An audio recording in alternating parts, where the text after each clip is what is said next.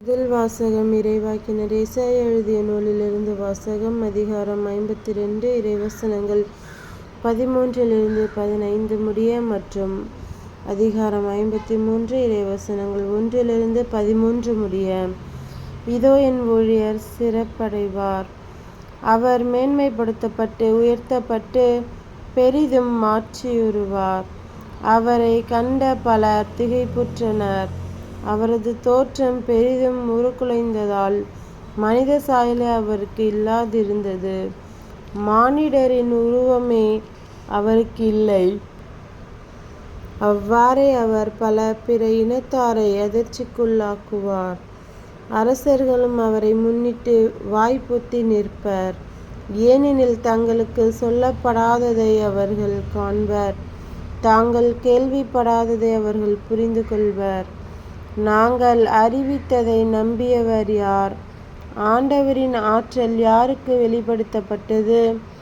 இளந்தளிர் போலும் வறண்ட நில வேர் போலும் ஆண்டவர் முன்னிலையில் அவர் வளர்ந்தார். நாம் பார்ப்பதற்கேற்ற அமைப்போ அவருக்கில்லை, நாம் விரும்பத்தக்க தோற்றம் அவருக்கில்லை.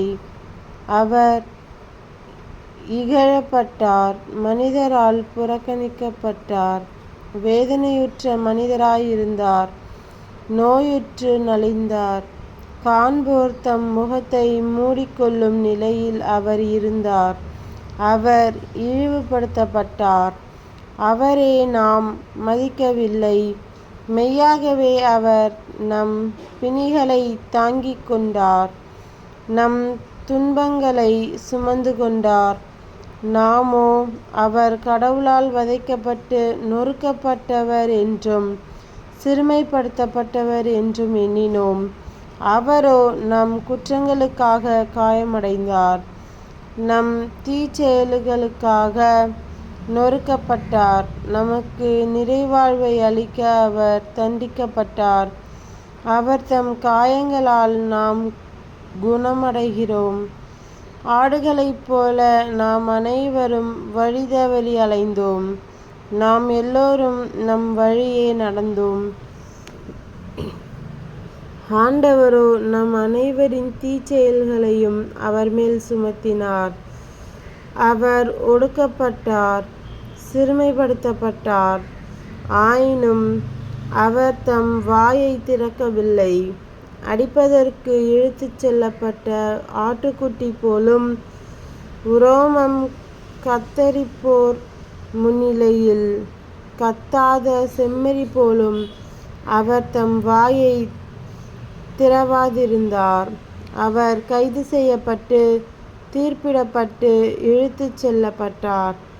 அவருக்கு நேர்ந்ததை பற்றி அக்கறை கொண்டவர் யார்? ஏனெனில் வாழ்வோர் உலகினின்று அவர் அகற்றப்பட்டார். என் மக்களின் குற்றத்தை முன்னிட்டு கொலையுண்டார். வன்செயல் எதுவும் அவர் செய்ததில்லை, வஞ்சனை எதுவும் அவர் வாயில் இருந்ததில்லை. ஆயினும் தீயவரிடையே அவருக்கு கல்லறை அமைத்தார்கள். செத்தபோது அவர் செல்வரோடு இருந்தார். அவரை நொறுக்கவும் நோயால் வதைக்கவும் ஆண்டவர் திருவுளம் கொண்டார். அவர் தம் உயிரை குற்றநீக்க பலியாக தந்தார். எனவே நம் வழிமரபு கண்டு நீடு வாழ்வார். ஆண்டவர் திருவுளம் அவர் கையில் சிறப்பும். அவர் தம் துன்ப வாழ்வின் பயனை கண்டு நிறைவடைவார். நெறியவராகிய என் ஊழியர் தம் அறிவால் பலரை நேர்மையாளராக்குவார். அவர்களின் தீச்செயல்களை தாமே சுமந்து கொள்வார். ஆதலால் நான் அவருக்கு மதிப்பு மிக்கவருடைய சிறப்பளிப்பேன். அவரும் வலியவரோடு கொள்ளை பொருளை பங்கிடுவர். ஏனெனில் அவர் தம்மையே சாவுக்கு கையளித்தார். கொடியவருள் ஒருவராக கருதப்பட்டார். ஆயினும் பலரின் பாவத்தை சுமந்தார். கொடியோருக்காக பரிந்து பேசினார்.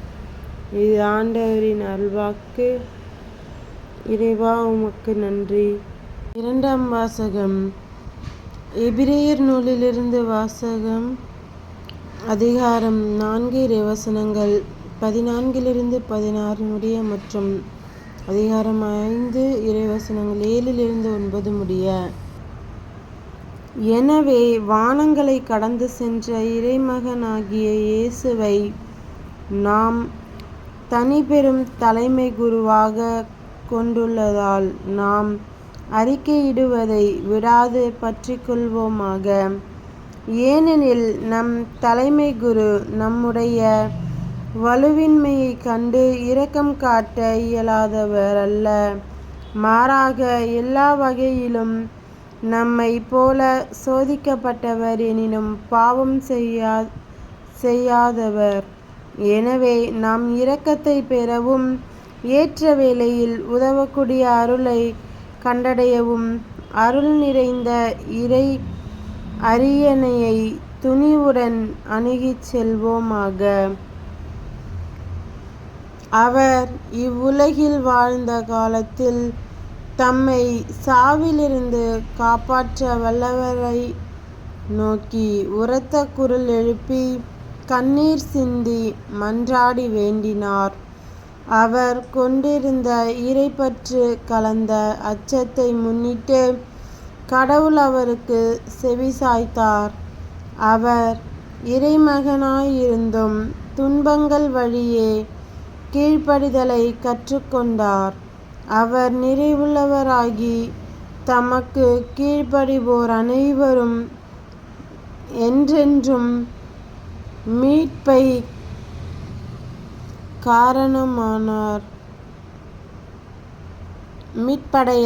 காரணமானார்.